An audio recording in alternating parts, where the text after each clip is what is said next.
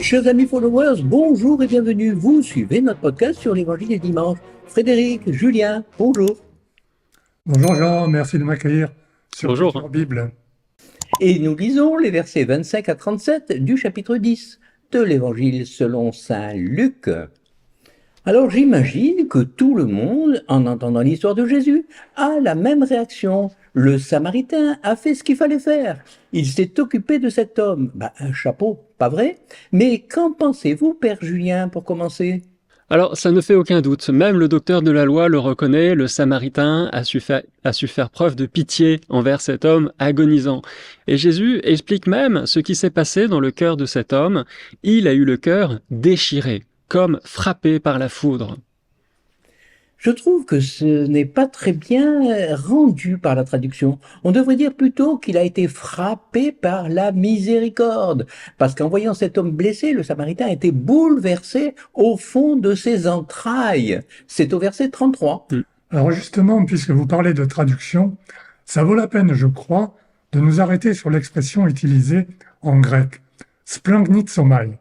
Pardon, qu'est-ce que vous racontez, Frédéric? J'ai pas trop compris. Oui, le mot grec utilisé par Luc est le verbe splanchnizomai.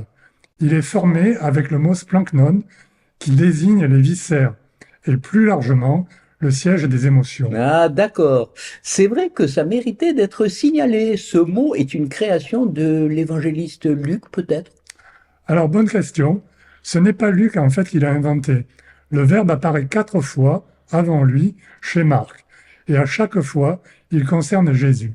Jésus est ému de compassion, par exemple, devant les foules qui viennent vers lui comme un troupeau sans berger. En fait, c'est Jésus qui se cache derrière ce bon Samaritain. Ému de compassion pour l'humanité, Jésus, sans retenir le rang qu'il égalait à Dieu, s'est penché vers l'homme blessé par le péché originel. Et il lui a révélé les entrailles de la miséricorde divine. Très juste, je crois qu'à l'origine, en effet, il y a un émerveillement, l'émerveillement des disciples devant la bonté de Jésus à l'égard de ceux qui souffrent, que ce soit les malades, les pauvres, les plus petits d'entre les hommes. Et devant cette miséricorde absolument étonnante, ils vont se creuser les méninges pour essayer d'en rendre compte avec un vocabulaire nouveau en grec. Alors nouveau, pas tout à fait, parce que à l'origine, il y a le mot rahamim en hébreu, les entrailles, le sein maternel. Ce qui veut dire que déjà, dans l'Ancien Testament, Dieu nous aime avec les entrailles de la miséricorde, un amour maternel, viscéral et fidèle qui pardonne sans cesse les transgressions de son peuple. Oui, vous avez raison, le grec a su traduire sans trahir, mais par contre, quand on est passé du grec au français, on a perdu de vue l'idée que la miséricorde de Dieu avait quelque chose à voir avec les viscères qui se tordent dans tous les sens sous l'effet d'une émotion très forte. Alors, la traduction liturgique dit en effet que le Samaritain est saisi de compassion, c'est tout. C'est vraiment dommage d'avoir perdu ce mot qui signifie aimer avec des entrailles toutes frémissantes, Frédéric. Oui, alors, puisque nous parlons d'étymologie, je voudrais apporter une petite précision. Un dérivé du mot grec, splanknon, donc, les viscères, subsiste dans notre vocabulaire français. Ah bon, alors là, je vois pas du tout de mot qui ressemble à splanknon, comme vous dites. Julien, vous qui aimez les mots croisés, vous en connaissez un? Non, je vois pas. Splanknon, non. Mais si, vous connaissez le mot spleen. Ah, ça oui, le mot spleen, on connaît. D'ailleurs, c'est un mot que Charles Baudelaire a inventé dans son poème, vous savez, Les Fleurs du Mal, et qui désigne pour le poète maudit une tristesse, une mélancolie. Vous connaissez ce poème, d'ailleurs, je vous le relis.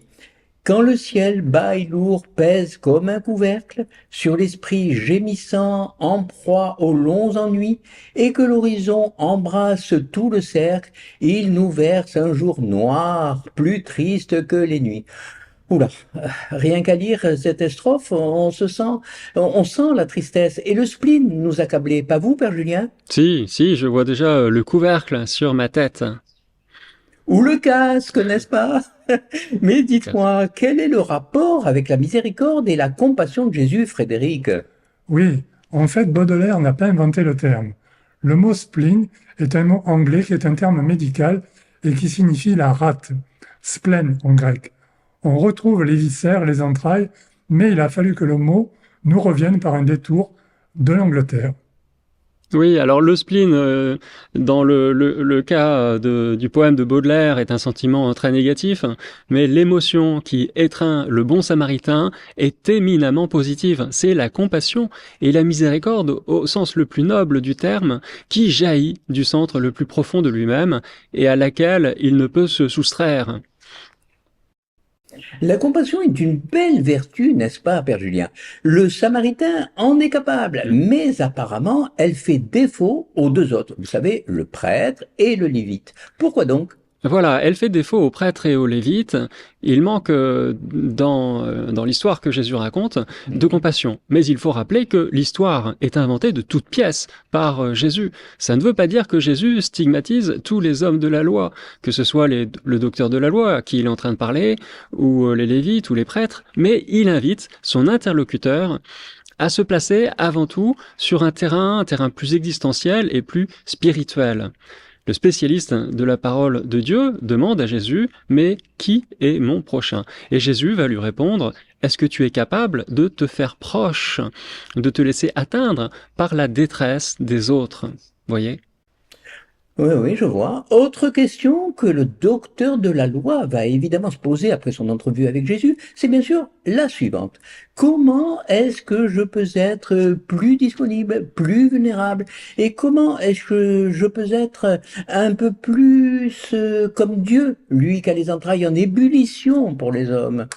Oui, je pense que pour cela, il faut arriver à dépasser l'indifférence et la peur.